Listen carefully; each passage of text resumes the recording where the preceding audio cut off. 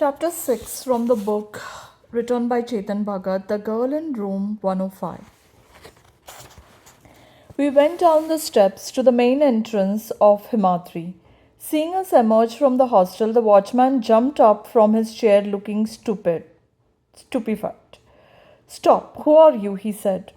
Watchman Sahib, I said, we want to talk to you.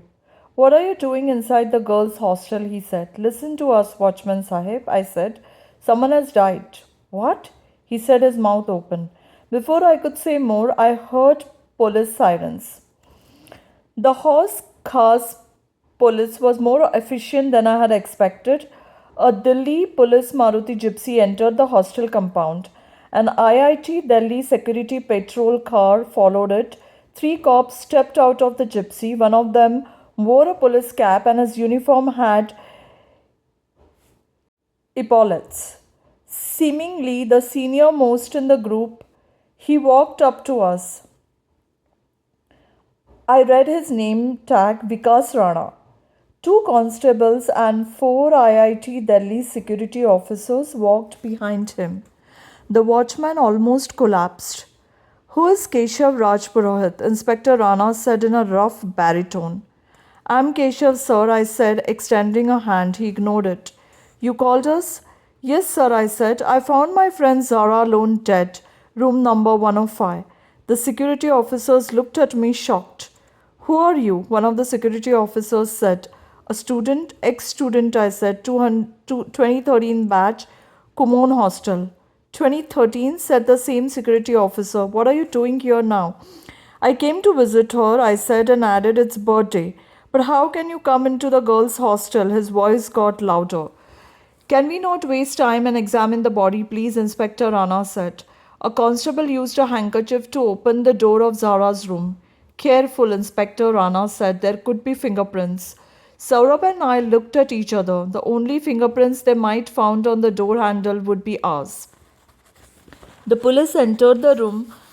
Zara's body lay there, quilt removed, and the room lights on. Don't touch anything, Inspector Rana warned. We already have Inspector. I wanted to say one of the constables took pictures of the body on his phone.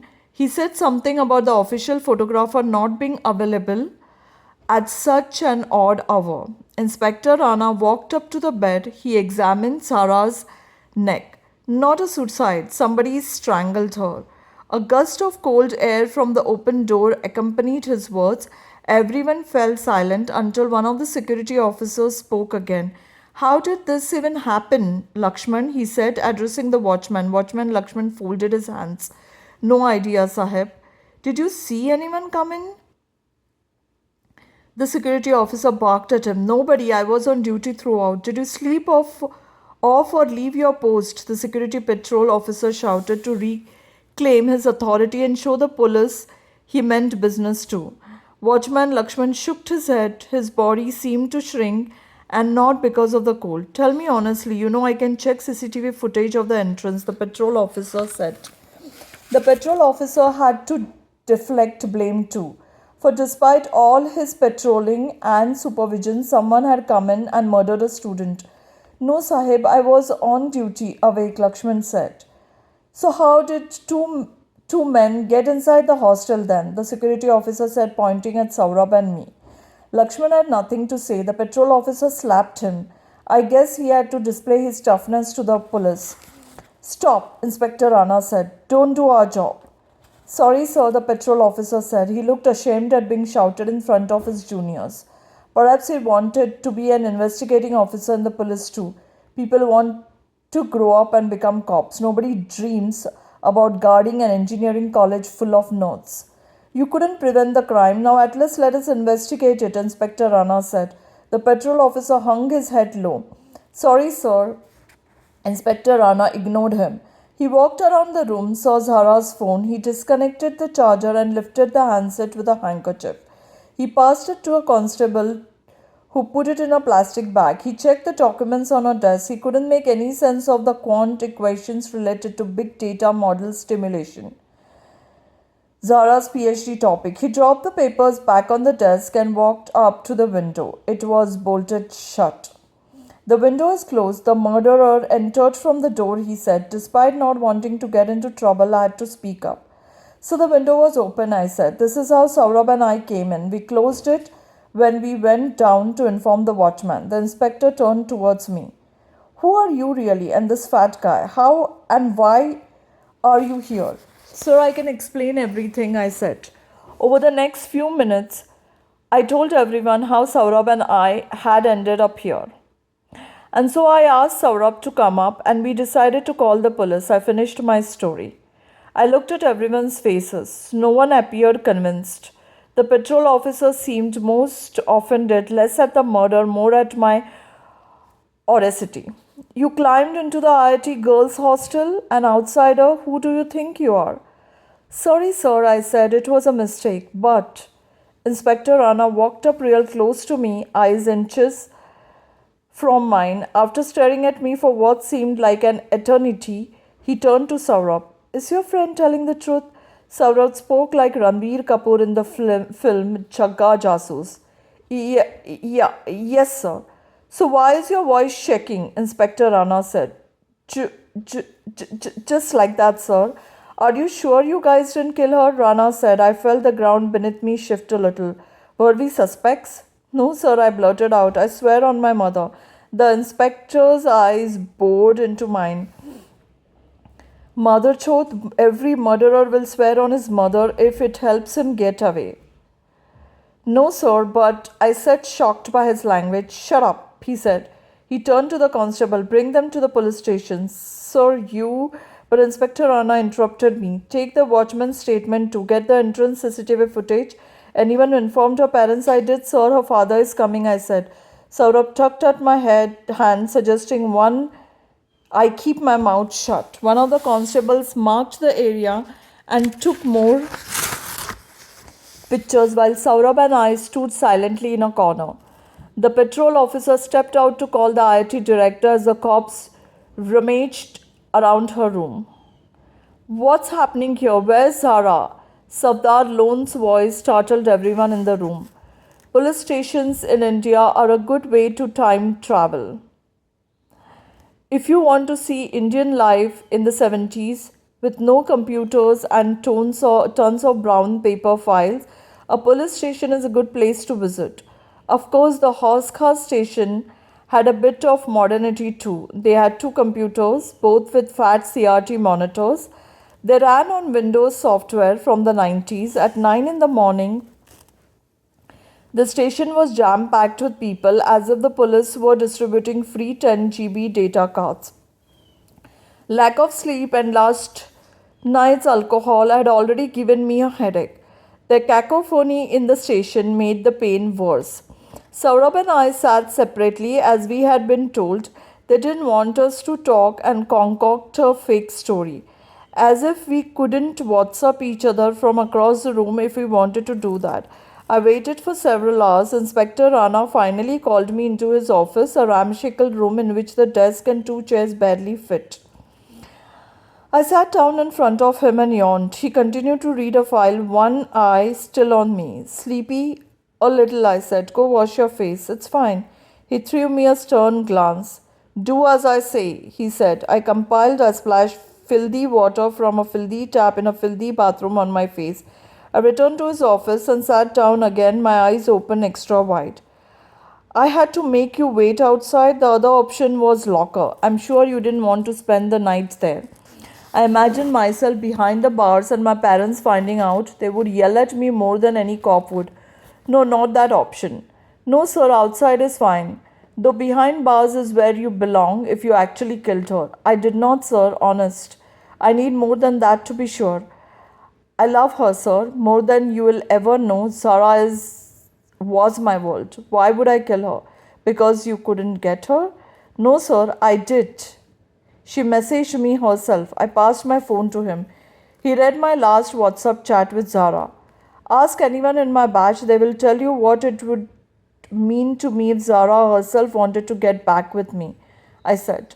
The inspector scrolled through the chat a few times. I continued to talk. I called the police, sir.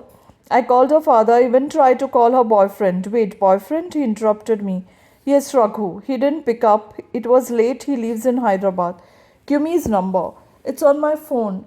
Raghu Venkatesh. The inspector noted down Raghu's contact details. A constable came to his door. The father took Zara Lone's body home, the constable said. What the hell? How so soon? Inspector Rana looked put off. Father is a big shot. Maybe he used his connections, the constable said. Where do her parents live? Western Greens, near the Shiv status on the Delhi border, the constable said. Rich girl, the inspector scoffed. Speak to them about a postmortem, please. I checked. Father declined. Too disturbed? The constable said, Sir, you know about these Muslim people. Their religion doesn't permit cutting up dead bodies. We put too much pressure, there will be more drama. How will we solve the case if they don't let us do an autopsy? Inspector Rana screamed. The other man didn't answer. He took that as a clue to leave. Rana turned to me after the constable had left the room. You loved her? Why are you not sad? Rana said. I don't know, sir, I said. I know she is gone, but I cannot believe it, cannot accept it. It is like I will wake up soon and it has happened. Sarah Lone is dead and you may have killed her, found on the crime scene, smelling of alcohol. No, sir, it's not like that. Former lover unable to get over her, she called you, you forced yourself on her, she declined, you couldn't take it. I didn't, I wrote. Then, in a more sober voice, I mean, I didn't. I just went to wish her happy birthday. The stress finally made me cave in. Tears spilled from my eyes. I began to cry. Zara had died. I would never see her again. I wouldn't hear her voice. I couldn't message her or see her status scraps I had lived on for the last few years. Worse, the police thought I had killed her. They could make me spend the rest of my already miserable life in jail. I folded my hands. I haven't done it, Rana sir. I could never do it. So who did it? And stop crying. What a baby. I don't know. I composed myself. The inspector picked up the intercom. Another constable came in. Any luck with the girl's phone? It's a locked iPhone, sir. We don't know the passcode. It has touch ID, right? The thumb one? Yes, sir. So use the dead girl's hand to open it. The constable scratched his head. When the phone is switched on the first time, you have to enter the numeric passcode, sir. Did some idiot in the station switch the phone off? No, no, sir. It seems like the phone was switched off, kept for charging, and switched back on. So we can't unlock the phone? No, sir. It's a 6-digit code. It will lock forever after 10 failed tries. These stupid phone companies. Call the service provider, get call locks. Already done, sir. Did anyone call the girl's phone today? It rings, right? 2 missed calls, sir, from a contact called Raghu Cutie Pie. I will call him right away. You checked the location of Raghu Cutie Pie last night from the cell tower. Sure, sir, the constable said. The inspector turned to me. Wait outside, Keshav, he said. I can hold off on an FIR for a while, but you can't leave the station. I won't, sir, I promise. Sleep on the floor outside, find a corner. I can rest on the chair, but sir, one thing, what? You're calling Raghu. May I stay and listen to this call? Why? I don't know, just curious. Oh, you're a detective now? I found the body. I knew her. Of course, I'm curious. Plus, maybe I can help you. The inspector shrugged. He didn't care. He dialed Raghu's number and put the call on a speaker. Hello, good morning, a lady answered. Her voice had a Telugu accent. Hello, is Mr. Raghu Venkatesh there? Rana said. Wait 1 minute. And doctor's inspecting him. I pass phone to him. Who is calling, please? I'm Inspector Vikas Rana this side. Who is speaking? Nurse Jenny, sir. I'm looking after Raghu, sir, here. Where? Apollo Hospital, sir. Wait, and I give phone to him. We heard her speak in Telugu to someone. After a few seconds, Raghu came on the line. Hello? Raghu said. Hello, Mr. Raghu. Inspector Vikas Rana from Housekhas Police Hospital speaking. Can you talk? Yes, sir. Have you heard the news? What news, sir? Do you know Zara Lone, a friend of yours? My fiancée, sir, Raghu said. Oh, I'm sorry, Mr. Raghu. We found Zara's body in her room. She's no more. The phone went silent. Mr. Raghu, Rana said. What? Raghu said after a few seconds. Your friend or fiancée, she was found dead in her room. We think she was murdered. Are you serious? Who is this? Did you send those men too? Raghu said, fear in his voice.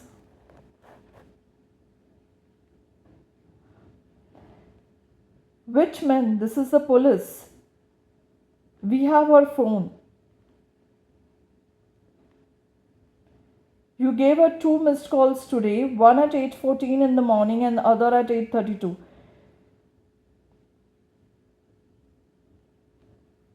We heard a fumbling sound as Raghu checked his phone. He spoke again. I can't believe this. Her parents have her body. You can call them. Yes, I'll right now, Raghu said. This is not. I can't, sorry. I'm unable to talk. I understand this has been a shock to you. It's Sarah's birthday today, he said, his breathing audible over the phone. Our wedding is in 2 months. The word wedding made my chest hurt. I looked away from the inspector. Sorry, Mr. Raghu, we can't bring her back, but we will do our best to find out who did it. Why would anyone want to hurt Zara? Raghu said. Do you know anyone who might? Some people attacked her 3 days ago. I thought it was a local gang extorting money. Really, who? When? The inspector said. He took out a notebook to write it all down. 3 goons late at night, right outside my office in Cyber City. They came on bikes and hit me with hockey sticks. Broke the windows of my car. I managed to scream, otherwise, they would have hurt me more. Are you injured? A head wound and a fracture in my arm. The inspector took down notes furiously. Is that why you're in the hospital? Yes, I'm in Apollo. I planned to be there for her birthday and. He paused. We heard sobs on the phone. Raghu, my biggest enemy in life, was crying. Yet I didn't feel good about it. The inspector let Raghu cry for a while before he spoke again. I can see you're disturbed. I'll hang up now, but we may have to talk later. Take care. The inspector ended the call. The cop who had come earlier was back. Sir, phone records will come tomorrow. However, they confirmed Mr. Raghu's cell tower location in Hyderabad last night. Yeah, he's admitted in the hospital there, Rana said and turned to me. Are you going to sit in my office like a jamai all day? Go wait outside. Of course, sir, I said and stood up to leave the room.